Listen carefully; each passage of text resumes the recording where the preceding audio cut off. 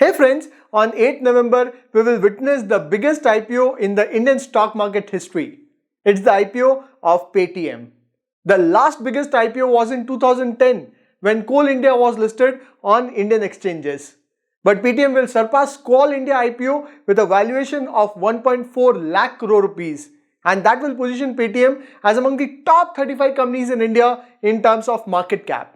Now, if you are someone who is only looking for the listing gain, then you can skip this video, because in this video, I have explained the business of Paytm. So it is only helpful for those who really want to understand how Paytm earns money and its future growth prospect. I have explained Paytm history, its business, its future growth, competitors, key risk and financials. And then I have explained the IPO details along with valuation. Finally, I have concluded if this IPO is worth applying or not. If you want to learn every aspect of money management, you can explore my online courses. Alright, let's get started. We all know Paytm from last 5 to 6 years, but Paytm parent company 197 existed for more than 20 years now. And over the last more than 20 years, 197 has tried various business models. It started as mobile value-added service company and later started mobile and utility payment along with e-commerce. However, in the last few years, Paytm has transformed itself into a complete financial service company. In this journey, Paytm has attracted investment from the likes of SoftBank and group of Jack Ma and Berkshire Hathaway of Warren Buffett. In fact, Paytm is the first and the only Indian company funded by Warren Buffett, Berkshire Hathaway. Berkshire invested $300 million in Paytm in 2018 at valuation of around $10 billion. Now that Paytm is launching its IPO at $20 billion valuation, Berkshire Hathaway investment value would double in 3 years. Today, when we use Paytm to recharge our phones, it doesn't look like any extraordinary service. But Paytm was the first company to offer this service in 2010 when consumers were used to recharge their phone from nearby local stores. Thus, the name Paytm, which means pay through mobile. I hope now you understand the meaning of Paytm. Later, Paytm added a lot of other payment options like your electricity bill payment, bus payment, water bill payment and so on. However, the real game changer was when Paytm received the PPI license from RBI that allowed Paytm to create a wallet where users can move money from their bank account to Paytm wallet. Later, Paytm partnered with Uber to provide the wallet where consumers can pay to Uber using Paytm wallet.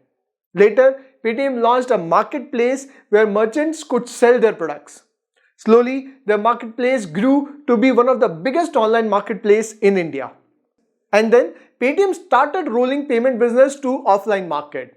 Although there was a lot of challenge in offline market as the local merchants were used to cash model and internet connectivity was a challenge. You can't simply replace the thousands of year old cash model with digital payment model. But then one move from Indian government literally changed Paytm business forever. While Paytm was struggling to launch its digital payment among local merchants, the government announced demonetization in November 2016. Overnight, Paytm became a new thing to have must-have thing. In the weeks that followed, Paytm acquired 20 million new users. Although later government announced the competitor to Paytm payment system by introducing UPI payment that literally transformed the way Indians transact. Before Paytm could come up with its own UPI system, the market was captured by PhonePe and Google Pay. Although Paytm is very clear about its business, its founder Vijay Sharma says, Paytm wants to be the champion of merchant payments. Paytm wants to be the champion of payment that drive economic commercial value. We are totally clear about that. Person-to-person money transfer does not drive any economic commercial value. We call it money transfer. Now, if you look at the business breakup of Paytm, it is bifurcated under 3 categories: payment services, commerce and cloud services, and financial services. Within payment services, Paytm enables both consumer and merchant to make payment and receive payment with a few clicks. According to a research firm, Paytm is the largest payment platform in India with a gross merchandise value of 4 lakh crore in FY21, which is 40% of total payment transaction volume. Paytm has launched all-in-one QR code in 2020 that gives merchant the power to seamlessly accept payments from Paytm payment instrument, then third party and all UPI instruments directly into their bank account. In 2020, it also launched Paytm Soundbox that provides real-time audio confirmation for payment completion. Then consumers can use Paytm payment to make online bill payment, mobile top-ups and money transfer using Paytm app, and then make online payments on third-party app and in-store payment through your QR codes. Next is commerce and cloud services such as your ticket booking, travel, entertainment, gaming, food delivery, ride hailing and so on. It also provides merchants with software and cloud services for various aspects of their business such as your billing, ledger, vendor management, customer promotion, catalog and inventory management and so on. Then third category is financial services, which is the latest services launched in the last 2-3 years and I think can grow exponentially in the future. It includes your mobile banking, lending, insurance and wealth management services for consumer and merchants.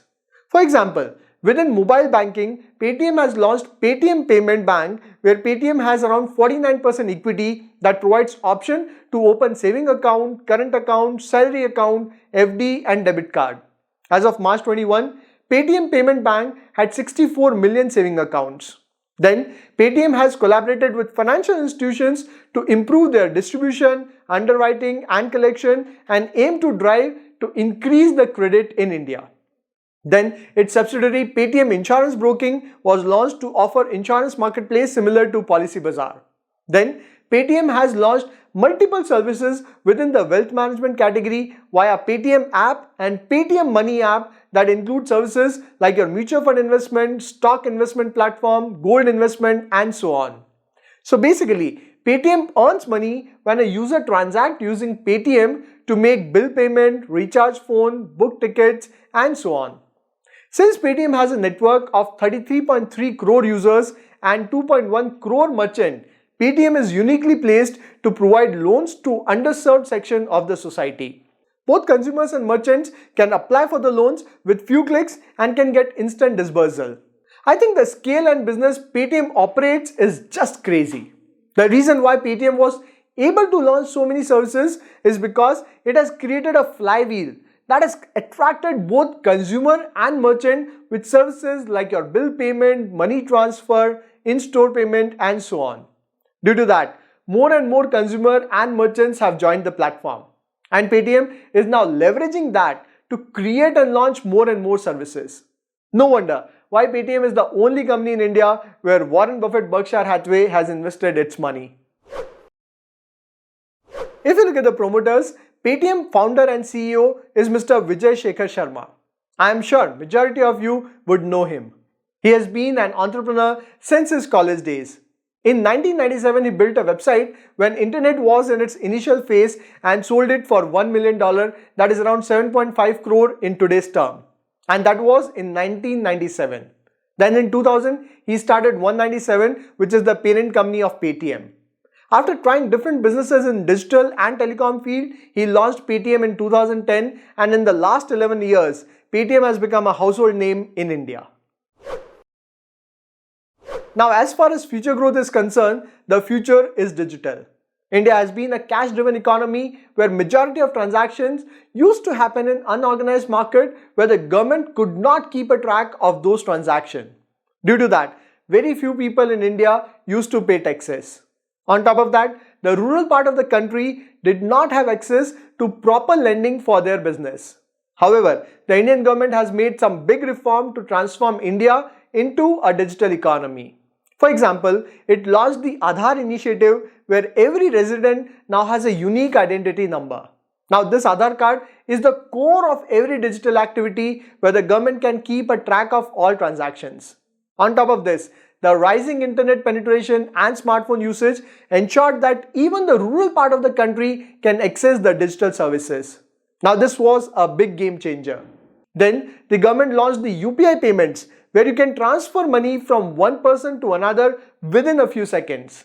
The popularity of UPI payment can be gauged with the fact that it's been 5 years since the launch of UPI payment and it has crossed the transaction volume of $100 billion in the month of October. That is around rupees 7.7 lakh crore in just 1 month. In fact, we can also look around and see that a few years ago, we used to transact in cash. But now, even the local kirana store or vegetable vendor is accepting UPI payments. That's a huge transformation. This digital transformation has been led by Paytm, where it has its presence in every nook and corner of our country. The demonetization in 2016 literally fired up Paytm growth. I think Paytm was the biggest beneficiary of demonetization, where Paytm moved from being an option to a must-have thing. This has created an immense opportunity for Paytm to grow. Today, Paytm is earning majority of its revenue from transaction fees collected from merchants for its payment service. Just to give you an idea, in 2021, Paytm's 75.3% revenue was from merchant payment service.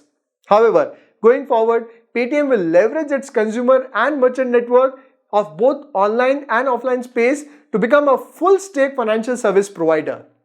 Just imagine, today Paytm has access to even the rural villages where it can offer microloans and credit facilities. I think that this financial service business is a huge opportunity for Paytm to grow in the next 20-30 years. The reason why Paytm is different from other tech-based companies is because the majority of tech companies only have online presence. But you can't just grow with online presence. You also need physical presence, and Paytm has its physical presence in every part of the country that makes it very unique. Now that we have discussed the future that looks very bright, let us discuss the competition and key risk. As far as competition is concerned, Paytm has cutthroat competition. If you look at the merchant payment space, Paytm is competing with PhonePe, Google Pay and Amazon Pay. As per latest data, the leader in Indian UPI payment is PhonePe with 47% share in total transaction value. It is followed with Google Pay with 38% share, and Paytm is at third position with 9% share. Not only this, recently WhatsApp has also entered into this payment space, and considering the sheer size of WhatsApp, it will grow quickly. So Paytm will face crazy competition in the future. Now here, please understand that UPI payment is not really a money-making business. It is only a way to acquire the consumers. Going forward, every company would try to become a one-stop financial service provider because that's where you earn money. For example, PhonePe has already entered into the insurance category. I'm sure every other company would get into the financial service segment in the future. In addition, Paytm has strong competition from all the major banks and NBFCs like your HDFC Bank, ICICI Bank, Kotak Mahindra, Bajaj Finance and so on, as every bank and NBFC is providing both offline and online financial solutions. On top of this, Paytm is competing with a lot of other fintech startups and established players in the category like your Zerodha, Grow, Policy Bazaar and so on. The reason for such cutthroat competition is because immense potential in India, especially in the financial space. For India to become the third largest economy, Indian consumers and business owners would need more access to easy lending and credit facilities, and there's a huge scope for financial service, especially in the rural part of the country. On top of this, there are a lot of other growth drivers like India has the youngest workforce in the world, the income levels are rising, spendings are rising, and consumption would be a big theme in India. But I think that the brand name and trust that Paytm has built over the years would give them a competitive edge over others. However, competition would be the biggest risk for Paytm. Moreover, Paytm has already cleared in its filing document that we have incurred net losses for the last 3 years. We expect to continue to incur net losses for the foreseeable future, and we may not achieve or maintain profitability in the future. Because the market for our platform, products and services is evolving, it is difficult for us to predict our future result of operations or the limits of our market opportunity. Any failure by us to achieve or sustain profitability on a consistent basis could cause the value of our equity shares to decline. If you look at the financials, Paytm revenue has shrunk in the last 2 years. In FY19, it was 3,597 crore and in FY21, it stood at 3,186 crore. It has been in losses for the last 3 years. In FY19, the loss was 4,230 crore. In FY20, it was 2,942 crore. In FY21, it was 1,701 crore. Now the reason for reduction in revenue is due to the fact that Paytm has waived off charges on merchant payment using UPI. On top of this, the intense competition in UPI payment has resulted in shrinkage in revenue. Although the loss gap has reduced in last 2 years. Company has a debt to equity of 0.08, which is negligible. So Paytm is almost a debt-free company. As far as cash flow is concerned, company had negative cash flow from operation in last 3 years. Overall, the last 3 financials are not very impressive. Paytm IPO window is between 8th November to 10th November. Its IPO price band is Rs 2080 to Rs 2150. Face value of each share is Rs 1 and market lot is 6 shares and minimum investment is Rs 12,900. The IPO issue size is Rs 18,300 crore. Out of this, there is a fresh issue of equity of Rs 8,300 crore and the remaining 10,000 crore is offered for sale where promoters are diluting their stake. This Rs 10,000 crore raised from the IPO would be used for growing and strengthening Paytm ecosystem through acquisitions and retention of consumers and merchants and providing them with greater access to technology and financial services. Then investing in new business initiative, acquisition and strategic partnership and general corporate purpose. Now out of this issue size of 18,300 crore, Paytm has already raised 8,235 crore, that is around 45% from the anchor investors. It has got a stellar response from the anchor investors. In terms of market cap, at an upper price band of Rs 2,150, Paytm would be valued at Rs 1.41 lakh crore. So after the listing, it would be among the top 35 companies in India in terms of market cap. As far as valuation is concerned, since it is a loss-making company, we can't look at PE ratio. However, if we look at the price to sales ratio, Paytm price to sales ratio for FY21 is 51, which is quite high. Also the fact that revenues have been stagnant in the last 2 years. Finally, if we conclude, Paytm is in the business of payment and financial services and it is among the leader in the category. Paytm has created a huge ecosystem for consumers and merchants to use its platform and today it has 33.3 crore consumer and 2.1 crore merchant using its platform for payment and other financial services. As far as future is concerned, the future is very bright where Paytm is diversifying into a one-stop solution for all financial related requirements. However, Paytm is facing a very strong competition in payment and financial category from both established banks and NBFCs to new age fintech companies. Company has been making losses in the last 3 years to gain market share. Overall, fundamentally Paytm is very strong with a huge online and offline presence and a very popular brand name in India. Hence, on fundamentals, I would rate it 4 star out of 5. I have deducted 1 star due to intense competition and consistent losses to gain market share. As far as valuation is concerned, Paytm clocked revenue of 3,100 crore in FY21 and is asking for 1 lakh crore valuation. Now that's a lot of premium for the amount of sales it has generated. Hence, in spite of bright growth prospect, I think that the valuations are pretty high. Also the fact that the company is not expecting to become profitable in the near future. Overall, on valuations, I would rate it 2.5 stars out of 5. Now the question is, should you apply for this IPO? Well, considering the fact that all tech-based companies are launching their IPO at premium valuation, among all, I particularly like Paytm as it has a strong presence in both online and offline space in both consumer and merchant category. And it has a huge market to cater to in the next 10 to 20 years. But remember that it is already a large cap company with a valuation of 1.4 lakh crore rupees. So I don't see a very huge return on investment in the short term. Even the current grey market premium for Paytm is just 5%.